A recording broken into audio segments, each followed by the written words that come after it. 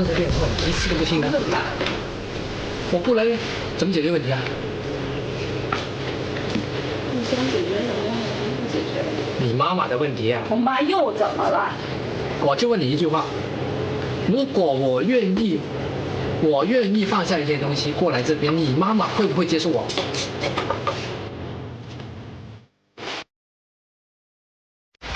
这是一个很小的生活场景，被我们的编导拍了下来。如果提炼成一句话的话，其实就是在爱情中，如果有一方妥协了，另一方就真的能够跟他在一起吗？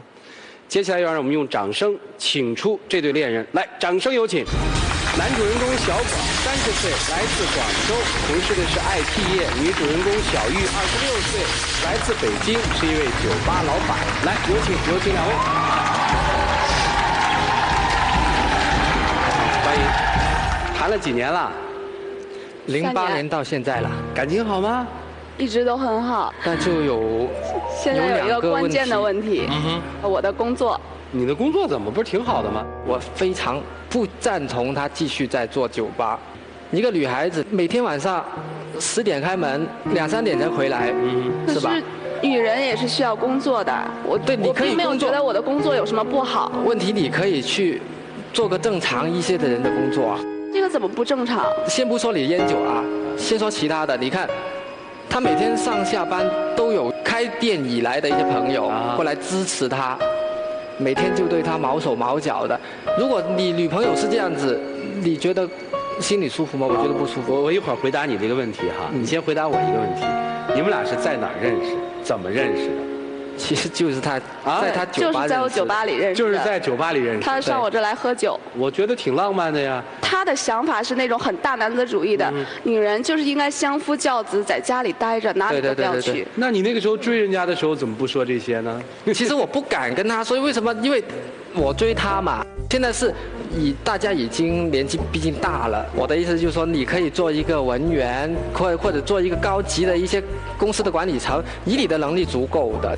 对于那种特别死板的工作，你不觉得特别的无聊吗？如果我做酒吧，有一些女的经常过来就叫我出去或怎么样，你会怎么想？OK 啊，我可以接受啊，因为这是你的工作需要。比如说川哥，你去我那儿喝酒，哎呀，好久没见了，勾个肩搭个背的，特别熟的朋友，这我觉得没有什么，是他小心眼儿。其实我只关心你。你想一下，如果我不关心你的话，我不会叫你把这边的东西放弃来我这边工作。我家里足够支撑的我们2个的生活。我现在跟你过去了，就是虽然是说过的是衣食无忧的生活，可是我觉得我自个儿会跟社会脱轨。我现在听明白了，就是说他希望你跟他去南方做全职太太。对。这个只是其中一个爆发点，还有另外一个就是他母亲百般阻挠。今天来了一位他的舅妈啊，去到他家我就看这3个女人一台戏的了。其实我觉得我没有什么不好，你想想，他就是一个，我觉得就是地域歧视。南方人和北方人真的是在生活上、观点上真的是有很大的差距。我都说他们家3个女人真的很厉害，我简直 hold 不住他们3个的啊，就像一个后宫那样子，有皇太后了，有贵妃了，还有她皇后了，这完全我是没有办法，我完全没有办法去控制得了这个场面。妈妈为什么反对？因为我们家里就2个人，爸爸是在我特别小的时候就已经不在了。如果说我跟她嫁过去，那妈妈一个人在北京，没人照顾她。我可以把你们接过去。她在北方生活了50多年，你突然让她去南方，她真的是适应不了。那你愿不愿意迁过来呢？现在问题是我就算迁过来，她妈妈也未必能够。为什么她迁过来，你母亲也不会同意呢？她就嫌弃，就是说我到目前为止在北京那么久，还是租房子。因为妈妈一个人特别不容易，我肯定是什么事情都要去为她考虑。也就是如果没有你母亲的祝福的话，你是根本不会嫁给他的。如果再说家里人的话，我家里人也不愿意我过来，因为他们觉得这边很干燥。我跟他说了一个折中的方案，就是说我可以1年2、3个留在这边，2、3个留在那边，2者兼得的。但是他就觉得好像还是飞来飞去不稳定。这真是一个难题。其实在这个舞台上，我们也曾经碰到过这样的难题。看起来好像所有的责任都是在家庭里的，这对恋人之间真的就没有问题吗？所有的东西都来自于家庭吗？接下来我们来听一听专家的意见，一起进入丘比特问题。姑娘，我要跟你说一句话，无论你日后找一个什么样的对象，哪怕是一北京男孩，哪怕是你妈妈说的有车的、有房子的，能够符合所有他认定的这个硬件条件的，他可能都不会接受你带着妈妈嫁人。当然，我说的这个带着妈妈嫁人，不见得说你要把妈妈接过来，说我们3个人一块儿生活，有可能是妈妈过多的参与你们婚姻当中的意见。这个问题我曾经和妈妈聊过，她说我不会就是过多的去管你们生活上的事儿，他现在就在管着啊。但是因为小玉啊现在我没有嫁人。小玉，20多年形成的惯性，你觉得你妈妈一句话就可以改掉吗？妈妈其实这么多年跟你相依为命，她已经形成了一种习惯，对方是我的全部。你们母女之间结成的这种亲情的纽带的关系，是别的任何感情无法替代的。人生有2次断奶，第一次是真正我们长到1岁的时候，不再去吃母乳了；另一段断乳期是在女儿将要出嫁，这个时候母亲觉得说女儿不再需要我了，那个时候她心理上的那种空虚感和空白感，会让她做出更多的去干预和参与意见的这种事情来。所以我觉得小玉在这个问题上，你一定要好好考虑清楚了。我认为不是单纯的南北差异的问题，即便你找一北方的小伙儿，如果你还是目前跟母亲的这种状态，以后还是会出问题。苏老师说的固然有一定道理，但是你别忘了这个特殊情况，这个是个单亲家庭，姑娘跟着妈妈从小一块儿长大，这种母女的依恋、相互依恋，我认为很正常。你们男孩子、女孩子一个最大的毛病在哪里呢？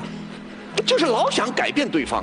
我特别要说这个姑娘，如果你认为妈妈是离不开的，妈妈坚决不能到广州去，你找对象真的不能跟南方人找，你当初就不应该给自己揽这么多麻烦。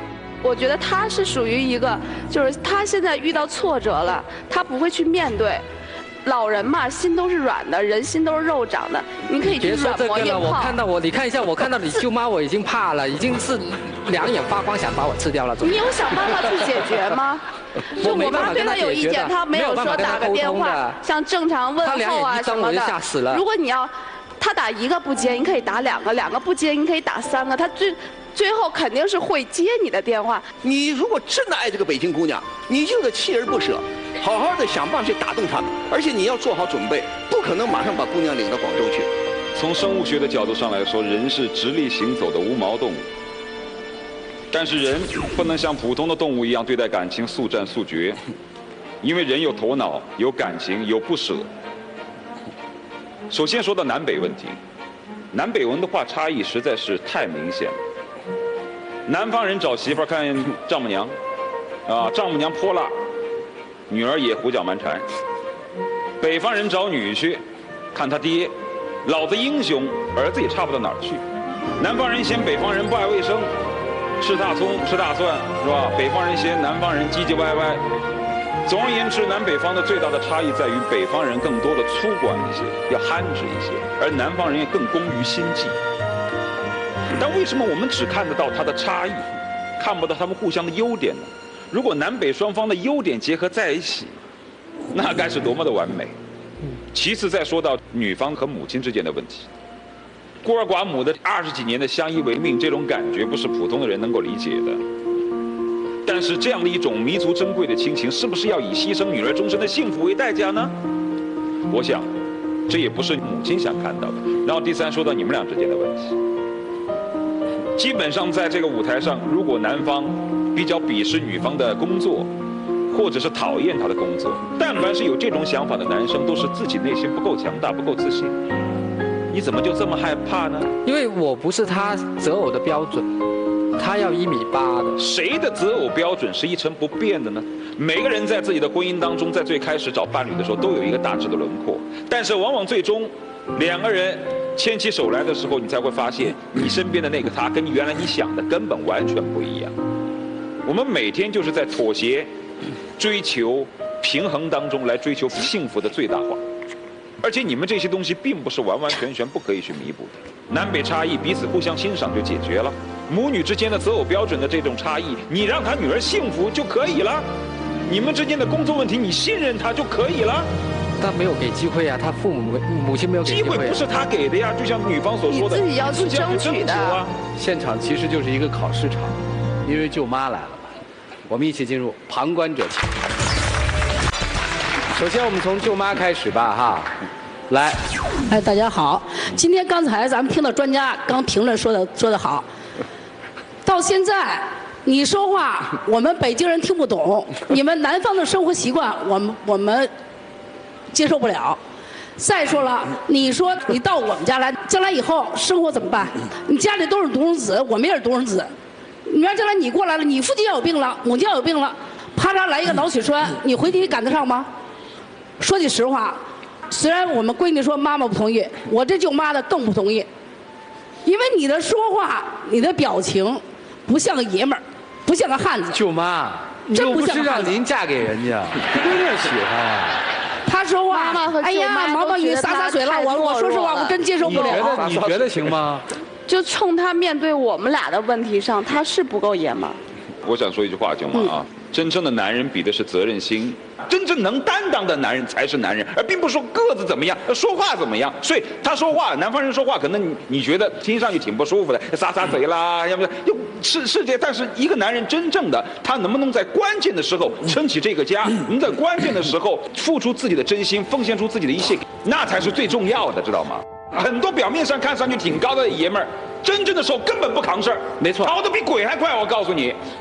您说这话我不否认，我们做老人的就从方方面面的考虑，比如年岁越来越大了，对吧？我们需要看病，我们都指着我们的女儿，因为给她培养大了，对吧？我这舅妈无所谓，撇一边。行，妈妈可不同意啊。对，那我接下来问您3个问题。第一，这个小伙子心眼坏吗？说句实话，心眼不坏。哦，心眼不坏。第二，对你女儿到底是好还是不好？我老觉得是一厢情愿。那我现在问你，是一厢情愿还是两情所愿？我不知道。你不知道？你不知道你喜不喜欢他？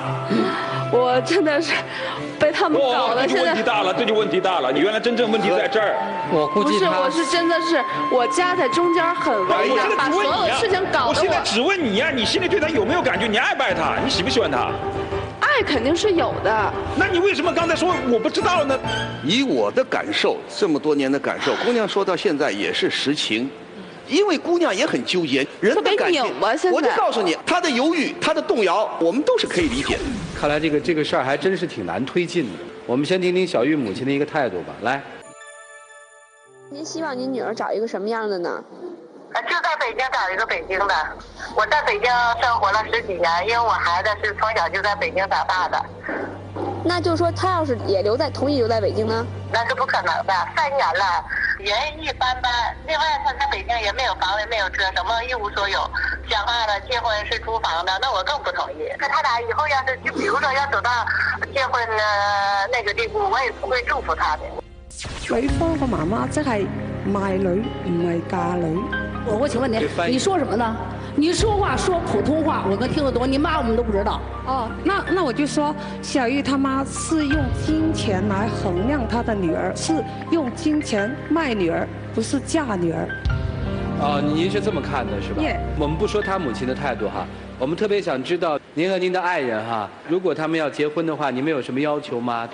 其實這個事情他們談了3年，他們都沒告訴我們，就是感情出現了一點問題。我們在廣州都有2套房子，他跟他媽媽過來住都沒問題的。小玉到廣州之後也可以找一份工作，是吧？不一定在北京生活。如果現在我兒子說願意留在北京生活，我也隨他去，因為我也不想左右他喜歡小玉嘛。小廣那個父親說這段話，我恰恰覺得，你說南方人心眼小嗎？願意來一起生活，一起生活。兒子大了就兒子自己想去北京就去北京，沒有任何的說我們要怎樣。可是主持人，我說實話，咱們說的是將來一生一世。好幾十年在他們那邊生活就不習慣了，對吧？生活根本就不說。也不會這樣啦，應該你可以就是說，在北京过半年，或者在广州过半年，这个也没问题。你看，你要求我们说我们女儿跟妈妈一块儿去到你们生活，那将来你们到我们这儿来北京生活可以吗？也没问题啊，没问题啊。那可以，明儿你就到北京来。冬天的时候你们全家几千到北京来生活，买房子买车，好吧？可以啊。买房子买车到北京生活。那你现在就慢慢来嘛。我说实话，我问他妈妈，你了解他的妈妈心里的跟他的心情吗？我唔知啊。什么叫老母鸡呀？不是，我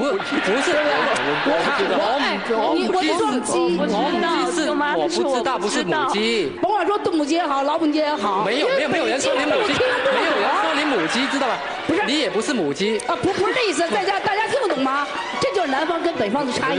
我觉得不要把一个家庭的这个问题闹到所谓的南北方的差异。没有人想骂你。在我们的生活里，我们看到太多的南方姑娘嫁到北方活得很好，很多北方姑娘嫁到南方也不错的。现在我倒觉得小玉你的态度特。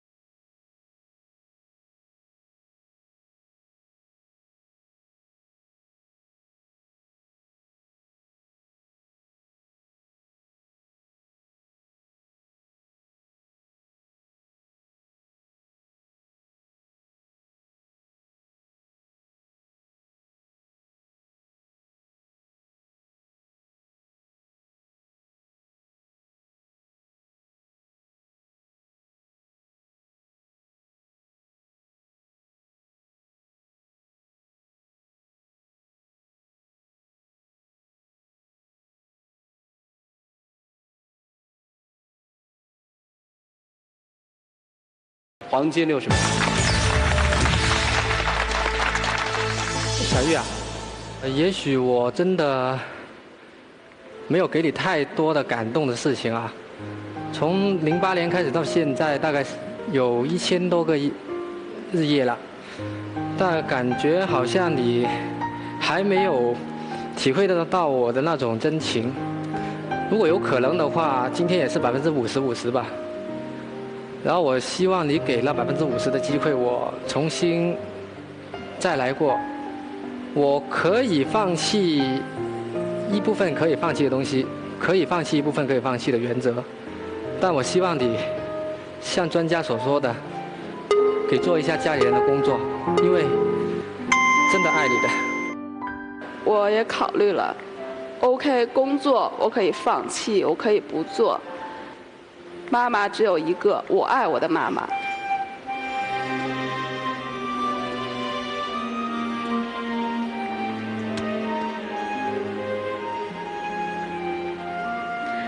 别的我什么也不想说了。熄灯吧，两位请回，请回，舅妈。您听着也流眼泪了哈，您还觉得是这小伙子一厢情愿的追你们家闺女，你们家闺女不爱他吗？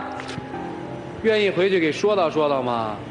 说句心里话，这么多年他俩交的3年了，也挺好的。可是呢，女儿太爱妈妈了，割舍不下亲情。您帮着说说，没说嫁了人就一定没亲情了呀，是吧？来现场的各位观众朋友，你们觉得他们这样的一份爱会得到你们的祝福吗？来，各位请选择。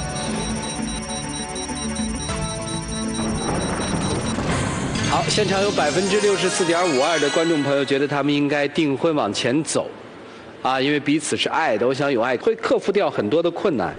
他们自己是怎么选择的呢？一起来数5个数，来，5、4、3、2、1，请开门。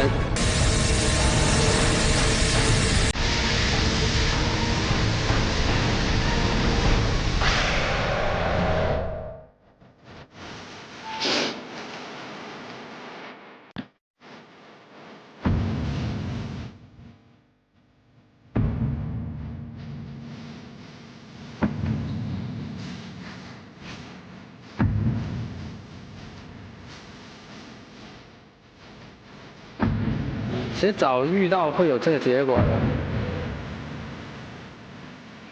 我还是会继续等待他，还是有几句话想跟他舅妈说一下。舅妈，也没有这么正式叫过你。其实我想由衷的说一句，希望你可以把我的真诚转告一下他跟他妈妈。毕竟3年时间也不长也不短啊。然后我希望，如果他感动不了，我也许跟他还是好朋友，一切从朋友开始。你能不能再给一次机会我呢？在今天这个现场，你所说的话，包括专家，给了我很大的启示。我也挺感动。我会帮你努力的，好吧？谢谢舅妈。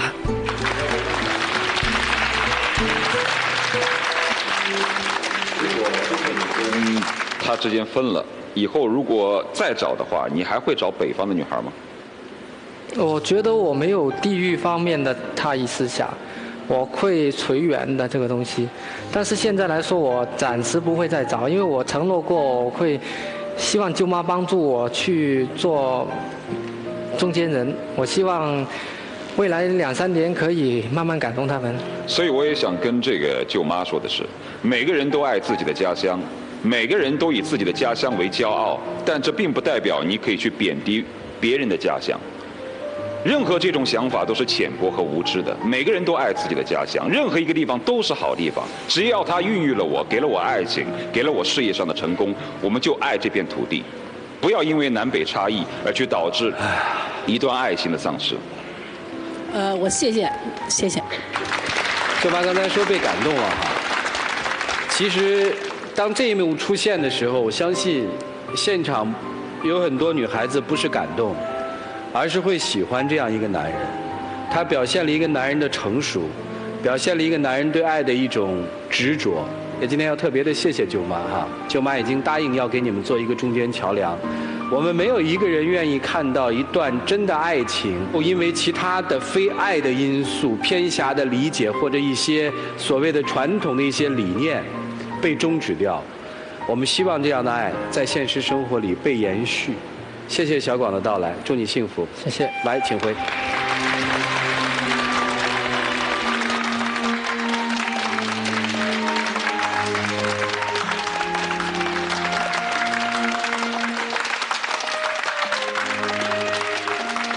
舅妈。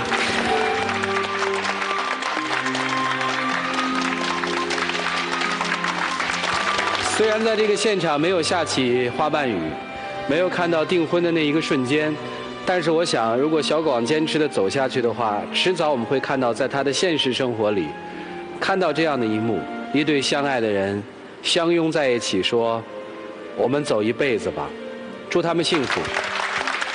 在今天的节目里，我们体会了关于爱情的忠诚，我们体会了一对离异夫妻的无法弥合。